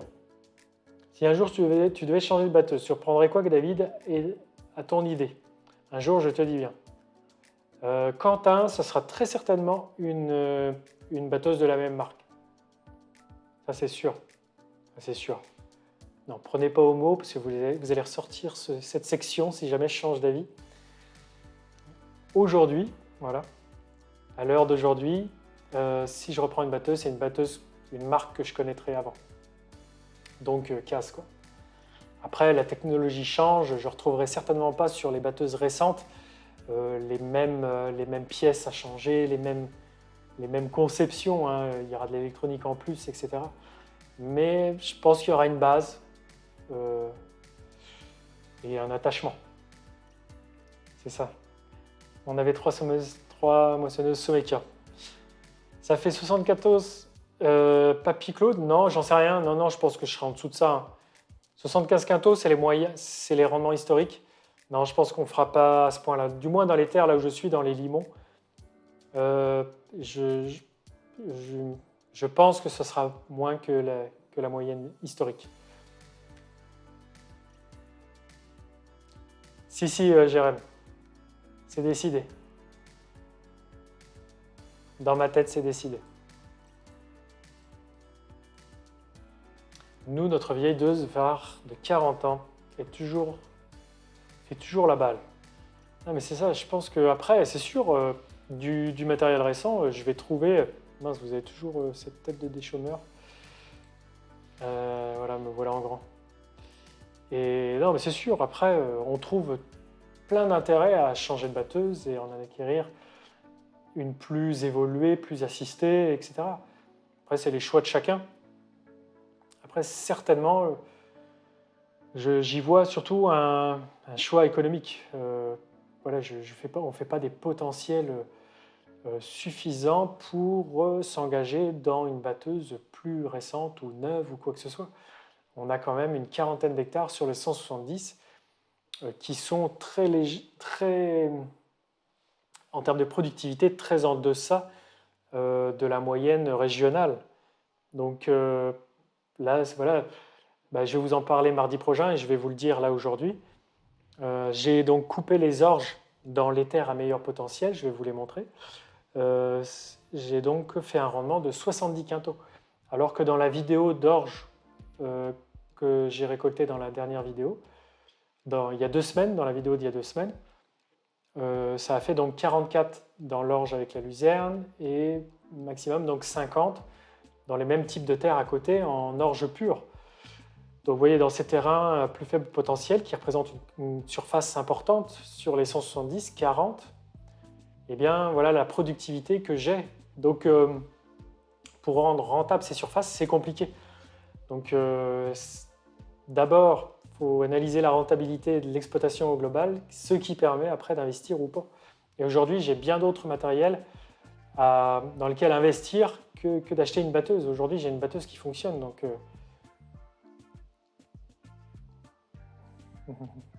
tu déchaumes de travers? Ouais, ouais, tout à fait. Saucisse, ouais, je déchaume de travers parce que là, il y a quand même les menus paille de la batteuse. Enfin, il y a quand même une partie centrale où la batteuse emmagasine un peu plus de paille. Bon, là, elle est très très broyée, donc c'est très intéressant, ça ne devrait pas trop nous gêner. Mais j'essaye d'étaler comme ça les andins. Et puis de travailler un peu de travers aussi, ce que fait le cover crop. Les cover crops, ils ne sont pas précis dans le travail. Ce qu'on a, hein, ils ont tendance un petit peu à billonner, donc c'est pour casser et planifier les billons créés par les cover crops des années d'avant. Ouais. Ouais, voilà, moi je ne fais pas d'entreprise, je fais quelques hectares, mais il faut suffisamment être entrepreneur pour amortir une bécane récente, neuve. Il faut vraiment mancher des hectares. Moi, par an, la batteuse moissonne 150 hectares. Alors que c'est des batteuses, quand elles sont sorties, peut-être qu'elles moissonnaient 300, 400, 500 hectares. Euh, euh, voilà, comme les batteuses actuelles, quoi. Les batteuses actuelles, il faudrait qu'elles battent 500, 600, 700, 800 hectares pour être amorties. Donc elle a tout à fait, je veux dire, la capacité de chantier. Elle bat 150 hectares. Et après, voilà, c'est presque une 6 mètres de large, 5 mètres 75. Donc elle est tout à fait convenable pour la surface. Après, oui, il faut que je tienne le volant. Oui, il faut que j'ai aussi une main sur le joystick. Donc nous, on a pressé l'appareil. Ok. Bon, bah voilà. Je vais vous faire voir quelques photos. Bon, la benne Mopu, vous l'avez vu plein de fois. Allez, je vous la refais voir. Ah ouais, là, elle est dans les blés. C'est une photo que je ne vous ai pas montrée. Je vous avoue qu'elle a été prise en photo quelques fois, cette benne. Allez savoir pourquoi. Alors là, elle est au blé. Et on a essayé à chaque fois de bien la charger pour voir. Pour déjà, bah, on s'habitue un petit peu à la charger. Je pense qu'on arrivera de mieux en mieux à la charger parce que les gabarits, on ne voit pas bien l'autre côté, le flanc de la nouvelle remorque. Elle est haute, du coup en cabine, on ne voit pas très bien l'arrière. Ça, c'est pas grave du tout. On l'a très bien chargé. Je pense qu'on le fera de mieux en mieux. Mais en tout cas, qu'est-ce que c'est appréciable de faire un trajet là où les années passées, on en faisait 2 avec un convoi qui freinait pas bien, avec le caisson et tout ça. C'est un pur bonheur. Franchement, quand j'emmène 20 tonnes de blé, j'ai l'impression de vraiment faire quelque chose. Regardez, voilà, là on est au blé. Alors le tracteur, le masser, il faudrait que je mette un peu plus de pression dans les pneus arrière parce que ça a tendance à l'asseoir un petit peu. Je ne sais pas combien j'ai, mais ça l'assoit un petit peu. Et c'est vrai qu'il ne faut pas plus petit en termes de gabarit. Le 145 chevaux, je m'aperçois qu'il pourra transporter de l'orge et du colza tout à fait facilement. Mais un blé ou une févrole, ça peut être limite. Surtout dans les côtes. Surtout dans les côtes. Donc voilà un petit peu l'ensemble. Et non, bah, après, il y avait des super photos à faire. Il y avait des... Là, je vais vous faire voir aussi la batteuse au loin et des couchers de soleil. Plus ça va, plus j'apprécie cette période de moisson. Bah, déjà, il y a la satisfaction de travailler, puis d'avoir le fruit de son travail. Jusqu'à longtemps, c'était papa qui était aux commandes de l'exploitation. Et aujourd'hui, c'est pleinement moi. Et du coup, c'est pas pareil. C'est pas pareil. Et puis en plus, quand l'année est plutôt bonne, bah, c'est super satisfaisant. Donc ouais, même si l'année est entrecoupée d'averses et tout ça, c'est une belle année. Voilà. J'espère que ça se poursuivra. Qu'est-ce que vous me dites? Puis le problème des entreprises comme cette année, c'est qu'ils viennent quand ils peuvent. C'est vrai qu'il y a des cultures qui sont encore debout, ça a l'air d'être la course pour eux partout, les entrepreneurs qui fauchent pour les agriculteurs qui n'ont pas de batteuse. Tu es dans le TP, petit Guy, d'accord. Ouais, c'est ça, ouais, ça va devenir c'est trop de célébrité. J'étais en train de broyer les ronds de liseron et dans les régras et dans les zones sales de colza après le passage de la batteuse. Je viens de finir. A plus, Greg. Ouais, la batteuse, Jérém, c'est clair, elle ne me coûte pas grand-chose. Alors pour vous dire, une entreprise, il faut compter 100 euros de l'hectare, on va dire 90-100 euros par chez moi de l'hectare. Si je devais faire moissonner toutes mes surfaces, c'est 15 000 euros, quoi. Imaginons, j'ai pas de batteuse et je demande à quelqu'un de venir le faire. C'est 15 000 euros. La batteuse, papa l'avait achetée, je ne sais plus, 65 ou 45 45 000 euros, je crois. Mince, je sais plus. Attendez, je vais vous retrouver. Ouais, on va dire 45. J'ai un gros doute. Il faudrait retrouver ma vidéo où je parle des prix des matériels.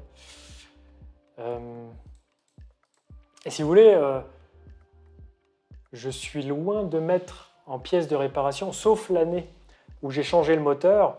On ne s'approchait même pas de ces prix-là, hein, mais on était aux 2/3 de ces 15 000 euros, on va dire. Même précisément, on était à 10-12 000 euros. Depuis que j'ai investi dans ce moteur en 2018, car c'est un gros investissement, c'est une réparation qui vaut investissement, je suis en train d'amortir, parce qu'on peut amortir cette charge sur 5 ans, on va dire, c'est entre 1 500 et 2 000 euros, le coût que représente ce moteur par an. Donc, voilà, c'est pas un coût exorbitant. Après, j'ai d'autres pièces à rajouter, peut-être 1 000, 2 000 euros, ça peut être 3 000 euros de pièces à changer, ou une courroie qui vaut plusieurs centaines d'euros, ça peut aller vite, hein, le prix des pièces. Mais comme on en fait beaucoup nous-mêmes, rénover la coupe, le dessous de coupe, on fait tout nous-mêmes. La ferraille, ça ne va pas coûter une fortune, je ne sais plus combien ça va coûter, mais quelques centaines d'euros. Et économiquement, c'est plutôt... c'est difficile de faire mieux. Après, des nouvelles batteuses, voilà, il y en a une batteuse neuve, c'est 200, 300, 1000 euros. Donc on n'y est pas du tout, quoi. C'est vraiment une autre dimension, quoi. Voilà. D'autres photos. Qu'est-ce qui fait chaud, là? Ah, la chaleur est rentrée dans les maisons.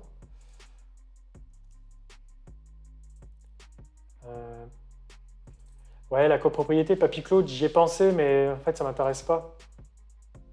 Car moi, quand je veux que mon champ soit moissonné, si la moissonneuse n'est pas dans la cour pour intervenir quand le champ est mûr, je vais pas être bien. Je vais pas être bien. Non, moi, si le champ faut qu'il y aille, faut le moissonner, il faut que j'ai la batteuse dans la cour. Il ne faut pas qu'elle soit chez le copropriétaire ou la CUMA avec qui je partage la moissonneuse. Ou faudrait mutualiser les surfaces, c'est-à-dire que tous les produits de récolte de chaque agriculteur, faudrait mutualiser l'assolement. Il faudrait que l'assolement de mes voisins soit aussi le mien. C'est-à-dire qu'on travaille tous pour la même structure. On centralise, on met en CUMA les surfaces, quoi, si on veut. Ça existe. Mais je suis quand même un travailleur solitaire. Le problème... Ouais, mettre une cam, tu vois pas? Ouais. David, photographe, c'est ça. Quel bel ensemble, engin agricole. Ouais, c'est chouette, hein. Même moi qui suis jeune, j'adore la moisson car c'est le fruit d'une année de travail.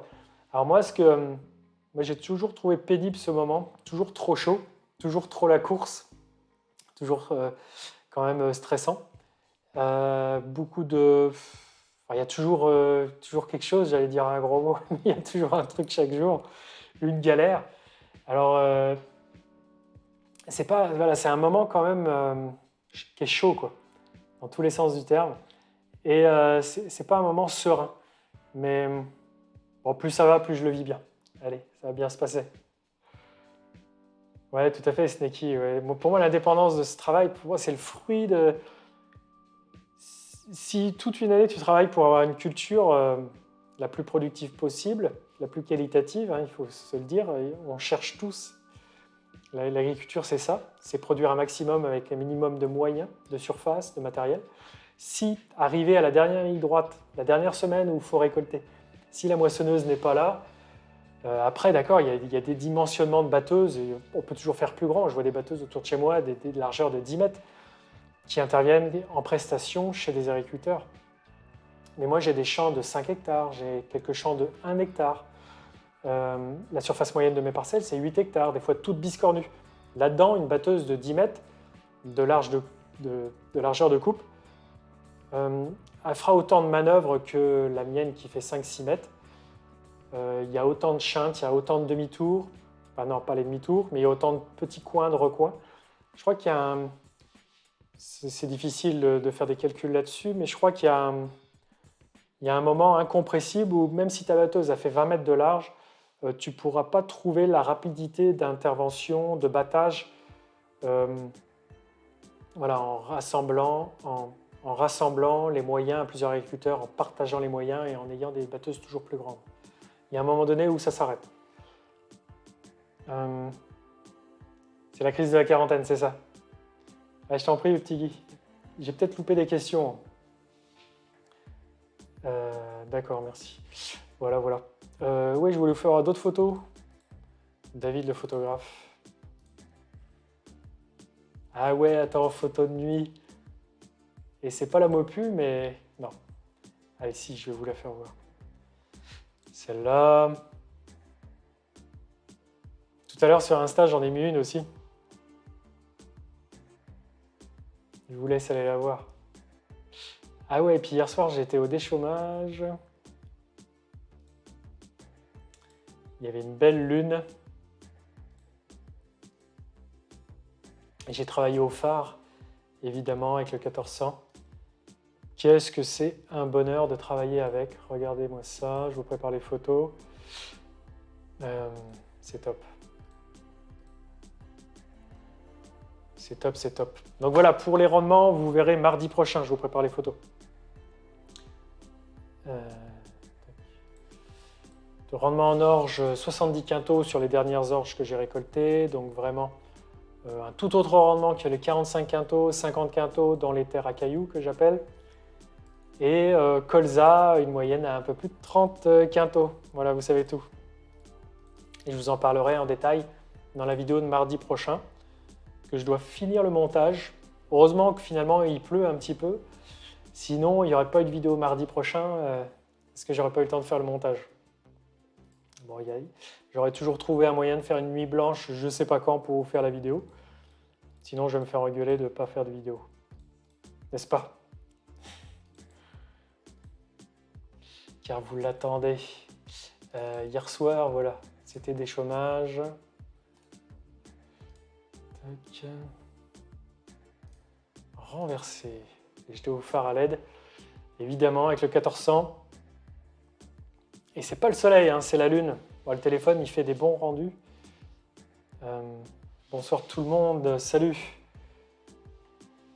Faire l'entretien de la nouvelle remorque, tout à fait, oui, on va pas faire. Je vais peut-être la graisser d'ailleurs un peu plus là. Oui, mais je pense qu'à attendre une journée ou deux et payer 50% de la machine et de l'entretien, ça reste plus rentable. D'accord, Papy Claude, pourquoi pas? Non, mais...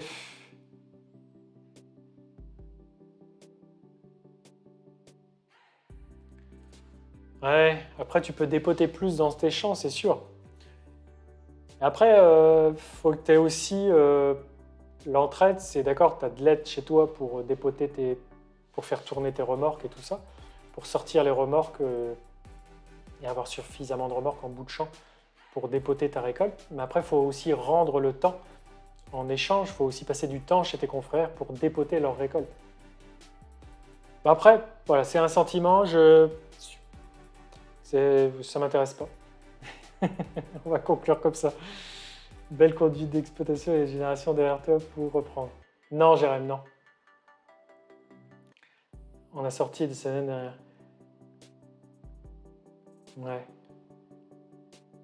Non, bah Durano, je peux pas sur la moissonneuse. Je te dis, d'un bout de champ, je capte pas Internet et de l'autre, je l'ai. Donc, c'est absolument pas regardable pour vous de faire des lives. Des fois, j'arrive dans des portions de champ, j'en ai déjà fait en tracteur. Puis en plus, en batteuse, je suis vraiment concentré sur le battage. Déjà, je me filme avec la GoPro, c'est bien assez, mais après un live, c'est encore plus prenant. Je voulais vous faire voir l'autre photo. C'est encore plus prenant. Non, c'est pas celle-là. C'est encore plus prenant de devoir vous lire, hein, et puis je tiens à vous lire de toute façon à chaque fois. Non, je crois que c'était celle-là.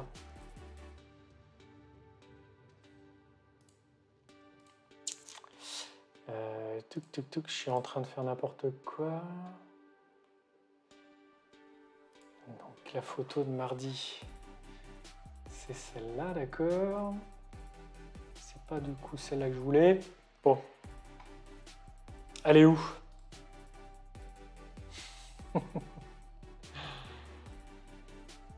Je l'ai perdu. Ah, la voilà. Voilà. Elle a eu un succès tout à l'heure sur Instagram. C'est assez fou. Je suis pas matériel, hein. Je suis pas, voilà, je suis pas fada d'une marque, fada d'un modèle ou quoi que ce soit. Mais il y a un truc avec cette nouvelle remorque, il y a un truc. Ça va se calmer, hein. Je vais pas vous bassiner 36 ans avec ça.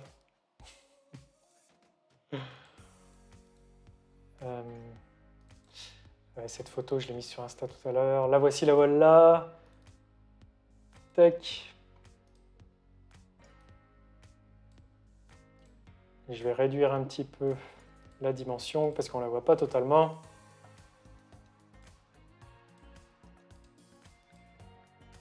Tac. Donc là, on est en train de la charger en blé. En blé, en blé. Tac.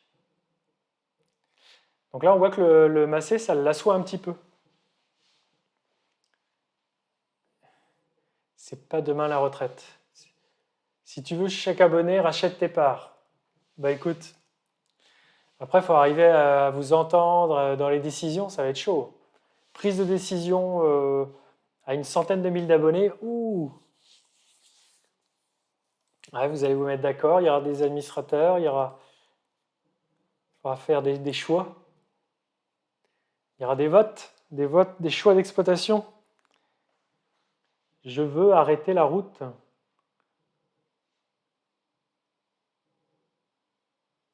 Si tu veux, chacun. Non, évidemment, il a magnifique la photo. Aime pas la remorque. C'est pas toi, abîme pas, ouais. Le notaire va fumer. Qu'est-ce que j'ai pris d'autre? Non, bah voilà, j'ai fait un petit peu le tour de ce que vous allez voir mardi, de là où j'en suis des cultures. Voilà, si vous avez d'autres questions, c'est le moment. Un petit peu, je vais essayer demain. Je suis pas sûr de pouvoir faucher. Bon, demain matin, j'ai pas prévu d'entretien de batteuse. Je suis en train de regarder la météo là en même temps. C'est annoncé mitigé le matin. C'est pas sûr que ça fauche. Si ça reste nuageux, je suis pas certain. Je vais peut-être essayer de dormir 1 heure ou deux de plus demain matin. Ce ne serait pas de tout repos. Ce ne serait pas de refus. Il est passé une averse tout à l'heure sur la ferme là. Ouh. Je suis en train de regarder les radars. Vache, attendez, je vais vous faire voir. À 19h28. Vache. J'espère qu'il n'y a pas eu trop de dégâts. Ça fait un point rouge au milieu de la nuée. Alors, je vais vous faire voir ici, capture d'écran. Parce que entre là, j'habite à quelques dizaines de kilomètres de l'exploitation. Et c'est pas du tout la même pluviométrie. Tout à l'heure, à 18h, on a eu une bonne averse. Mais sur la ferme, il n'y était pas. Et puis là, il y a quelques minutes, il en est tombé une. Et on voit que c'était pas mal. C'est pas cool ça. Euh, Alors, Arion, le programme de la semaine. Ah mince, vous avez écrit beaucoup de trucs. Attends, je vous montre le satellite juste après. Qu'est-ce que vous me dites? Salut Phlegmatix. Moi, je prends. Ah bah ça y est, vous voulez chacun un matos. Voilà, j'ai 40 balais. Vous voulez déjà que je cède le 1455. Il aura pas mal vécu alors si dans 20, 25 ans, 30 ans. Allez, je vais travailler encore 30 ans. De toute façon, je ne le vends pas. Donc, c'est un matériel qui va vivre encore des années. L'avancée des récoltes à Rayon, donc j'ai fait les orges, j'ai fait les colzas, tout est fait. C'est très satisfaisant en termes de rendement. Je vous en parle mardi. En orge, les dernières parcelles sont 70 quintaux. Il reste 27 hectares de blé sur les 52. Et il reste la févrole aussi. J'aimerais bien arrêter le TP dans la grille, d'accord. Deux. Ouais, bah écoute, sur les salons, il faudra qu'on arrive à se voir. Si moi j'avais une question, c'est quoi le site que tu utilises pour la météo? Donc là, je vais vous en faire voir un site météo, c'est Météo Blue. On en avait déjà parlé la semaine dernière. C'est tout simple, hein, c'est gratuit, tout le monde peut y aller. Vous pouvez localiser les prévisions ou ce qui s'est passé sur votre ferme très précisément avec des points GPS. Et puis tu vas aussi sur Météo Ciel, c'est connu de chez connu un petit peu de tous les agriculteurs, même au-delà. Météo Ciel, j'aime beaucoup pour avoir les prévisions du vent. C'est très, pour moi, de l'expérience que j'ai de ce site, ils sont très précis sur l'estimation du vent à 6-12 heures. Ils se plantent rarement de prévisions par tranche horaire. S'ils te disent à 9 heures du matin, il y aura des rafales, il y aura des rafales. Si à 10 heures, ils te disent elles s'arrêtent, elles vont s'arrêter. Le sommet de l'élevage, je ne suis pas sûr d'y aller. Je ne suis pas sûr d'y aller. Je sais qu'on en parle entre nous. Comment tu fais la convention? J'ai pas compris. Alors voilà, la semaine prochaine, j'espère finir le blé, hein, ça c'est sûr. J'espère beaucoup finir ces hectares de blé. La févrole, ça va être une autre histoire, vous allez voir. Bon, je vous fais voir la météo. C'est compliqué les lives en fait. J'aimerais vous dire plein de trucs, mais c'est pas possible. Il y a tellement de sujets à aborder en fait. J'ai pas assez. On n'a pas assez d'une vie d'une personne pour aborder tout ça quoi. Alors, si on fait bien les choses, est-ce que je vais vous mettre ça ici? Alors, vous allez voir le petit point bleu. Là, on est sur Météo Blue. Donc, j'espère que la semaine... là, c'est une estimation des pluies et des radars de pluie à 1 heure. Et on voit aussi, ça donne un petit peu le temps réel de ce qui se passe, et l'heure passée et puis l'heure suivante surtout. Et du coup, attends, je vais vous l'agrandir un peu. Du coup, là, je suis le petit point bleu. Vous allez voir, il va rester fixe. Je vais faire une lecture du bazar. Ça défile ou pas? Ouais, ça défile. Le point bleu, il est en dessous de Tours, là, en plein centre de la France. Et à 19h et quelques, regardez ce qui se passe. Tac, on sort d'un gros truc. Alors, j'espère, je vais aller prendre des nouvelles tout à l'heure. Attends, on va zoomer, voir. Une petite lecture, là il fait son calcul, toc, ça saccade. Et regardez cette cellule là. Donc là, il est... regardez ça. Ça sort de nulle part. C'est quoi ce délire? Et bah ouais. Bon, on va voir. Non, bah je pense pas que c'est inquiétant. Hein. C'est juste que c'est fou que ça se déclare comme ça. Non, voilà, je sais pas ceci. Si je vais au sommet, je vous tiendrai au courant si je me déplace à quelconque salon. Météo Ciel, c'est ce qui est bien, c'est pour suivre les orages avec la carte des impacts. Ouais, il y a ça aussi, du Rano. La Météo Blue aussi me le fournit aussi. J'aime bien regarder les impacts là-dessus. Tu es au nord de Rennes. Ok. Franchement, impressionnant. Là, cette cellule qui apparaît de nulle part. Regardez. Ah, pourquoi il l'arrête? Là, à 21h, il n'y aura plus rien. À 17h, il n'y a rien. Tac, tac, tac. Et là, à 19h30, il y a 20 minutes, pouf, à QC, là, tu as une petite sortie, une petite cellule, pouf. Alors, ce que je peux voir, c'est ce qui est tombé, justement, il y a une station météo.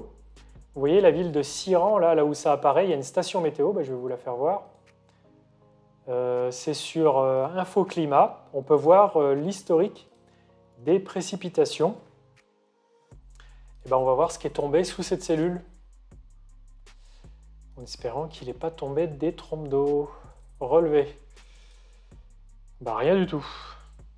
Je vous le fais voir quand même. Ça se trouve, la station, elle est renversée. Ah non, c'est pas drôle. Voilà les relevés par tranche horaire. Alors attends, je vous mets en forme la truc. Par tranche horaire, 19h50, voilà. Bon, voilà. Bon, il n'est rien tombé apparemment, alors qu'on est sous le bazar. Siran, c'est juste au-dessus. Bon, avec un peu de chance, on n'a pas eu le truc. Donc voilà comment je fais pour savoir un petit peu ce qui se passe sur la ferme. Sur d'autres sites, ça te prédit à 3h, ok. J'aurai rien, alors je t'ai déjà lu. On voit où tu habites. Alors de toute façon, je crois que si je voulais être discret là-dessus, vous n'avez pas besoin de ce live Twitch pour savoir où est la ferme. C'est comme ça, c'est normal, c'est le jeu. Je crois que beaucoup d'entre vous l'ont déjà découvert, c'est pas très compliqué. C'est pour ça que je me permets de vous montrer ça.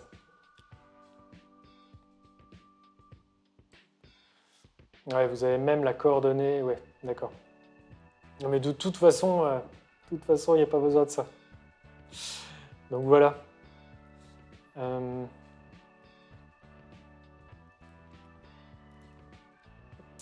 Personne n'a osé.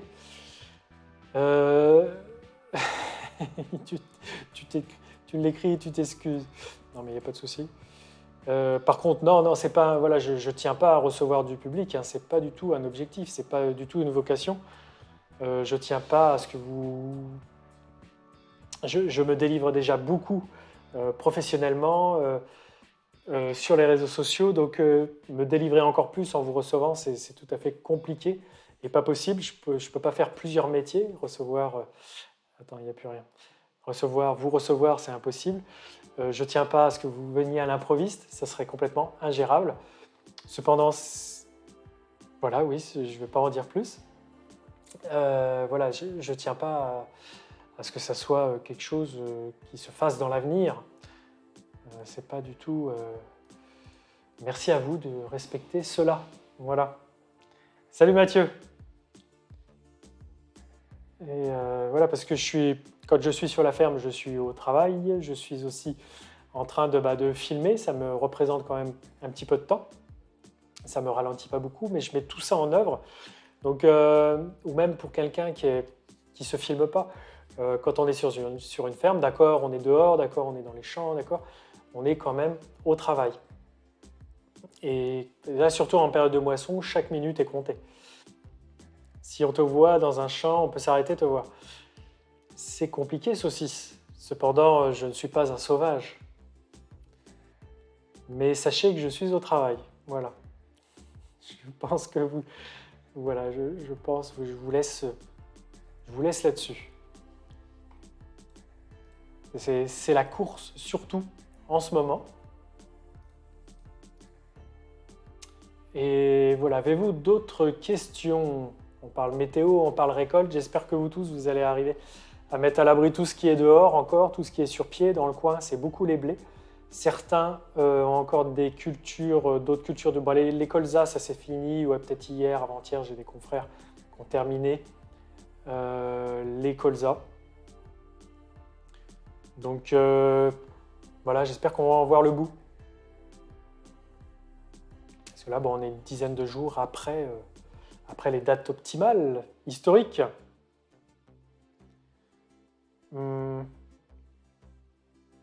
J'ai tout perdu dans ton... Tu as tout perdu, le breton? Ouais, bah si ça ventile trop, si ça grêle, si ça... Les tomates, je suis pas sûr, par exemple. C'est des cultures qui n'aiment pas l'eau, je suis pas sûr que ça tienne. Même les potagers prennent cher, ça c'est sûr.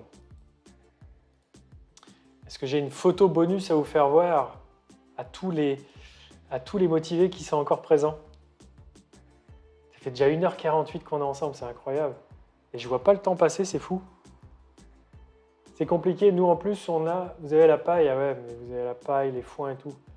Ouais, Mathieu, c'est les tomates, c'est ça. Les tomates, c'est une plante qui n'a pas besoin d'eau, quasiment.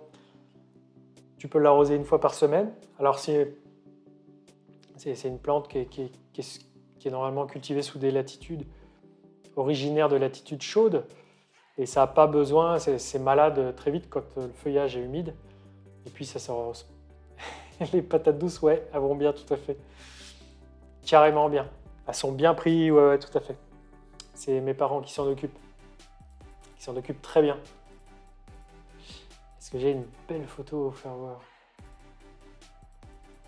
Parce que moi, je prends du cliché. C'est cliché de partout. Ah si, bah ouais, je voulais vous faire voir le blé vu du dessus en train d'être moissonné. Donc vous voyez, vous allez voir, il ne fait pas le petit bouquet devant la coupe. Voilà, vous avez un petit aperçu de ce que sera la vidéo. Peut-être pas, ouais, pas mardi prochain, mais l'autre, parce que la moisson du blé n'est pas terminée. Et puis le montage non plus. Il y a assez peu j'ai tourné assez peu d'images, à vrai dire. Il y en a eu, mais c'est juste le lancement du chantier. Puis comme il ne reste plus la moitié des blés à faucher, ça ne sera pas mardi prochain. Mais voici à quoi ressemble le blé que nous avons commencé cette semaine. Alors... tac.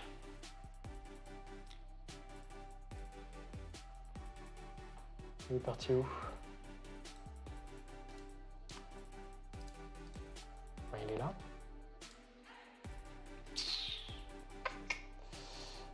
Voici le voilà.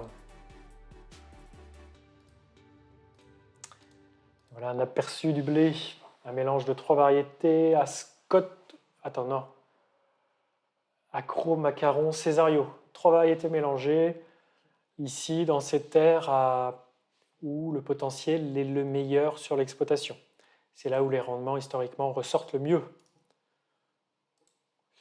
Voilà, donc très content de le récolter. Tout est debout, sauf 2 hectares dans des prés, des terres très profondes, qui étaient sales en vulpin, qui ont pris l'eau, qui sont couchés. Donc peut-être que je vous le filmerai. Je vais je vais mettre sur la coupe les relèves épis pour faciliter la reprise de ces plantes couchées. Parce que le risque, c'est de ramasser des cailloux, là, pas mal. Il y a pas mal de cailloux calcaires. Une photo bonus. Ouais, ouais, les rangs de paille pas bottelés, je pense qu'ils perdent, comme je vous disais, en qualité. Je pense que la paille doit se retrouver plus cassante quand elle est coupée, qu'elle prend l'eau en andin. Je ne suis pas spécialiste, hein. C'est quoi la vidéo prévue mardi? Papy Claude, ça va parler de la fin de la moisson du colza et de l'orge. Ce sera 2 cultures et je vous fais un bilan des dernières surfaces de ces 2 cultures et puis je vous donne un peu une moyenne de tout ça. Et je suis satisfait, voilà, des résultats. Donc voilà pour mardi prochain. Arion, en bocage vendéen, il te reste 2 jours de récolte. Ouais, chez moi, donc ouais, il doit me rester 3-4 jours pour moi. Les rendements en blé tendre, 50 à 90 quintaux avec une moyenne de 70. Avec des PS à 76-80. J'ai à peu près les mêmes PS que toi. Et les mêmes taux de protéines aussi. Et Arion, c'est plutôt bon par rapport à d'habitude, ces rendements-là. C'est une large fourchette là que tu nous as donnée. Mais la moyenne me semble pas toute mal, non? Vous avez en Seine-Maritime, c'est vrai que vous avez vachement de décalage encore plus cette année. Dans la partie nord de Loire, c'est assez fou. C'est assez fou ces décalages de maturité. Mais on a l'habitude de finir les blés en septembre. Ah, c'est incroyable ça. Finir les blés en septembre, pour moi, ça me paraît fou. De la paille noircie, c'est pas beau à voir, d'accord. Alors, mon voisin a fait du... Il a fait son colza. Ah oui. Moyenne sur 10 ans, ouais, donc tu es dans la moyenne. Ok. Donc je dirais, c'est satisfaisant. Donc voilà pour aujourd'hui. Déjà plus d'1h50 ensemble. C'est incroyable. Alors, est-ce que la musique n'a jamais été trop forte? Ouais, vous me l'aurez dit. Impeccable, je suis un pro. Je suis un photographe, je suis un streamer. C'est fou.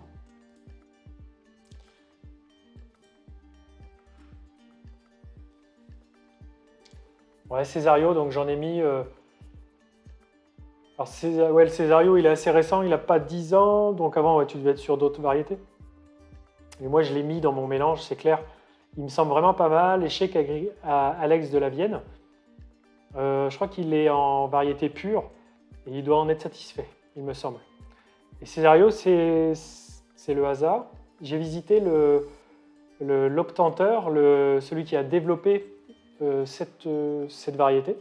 Et c'est l'une des dernières vidéos de la chaîne, hein, qui est titrée là où les nouvelles variétés sont créées. Je ne sais plus comment je l'ai appelé. Et c'est là, voilà. Toutes les variétés ont des sélectionneurs qui créent des nouvelles variétés sur la base du passé, de celles qui sont passées, de la base génétique d'anciennes variétés, de plus récentes. Moi, du côté de Dieppe,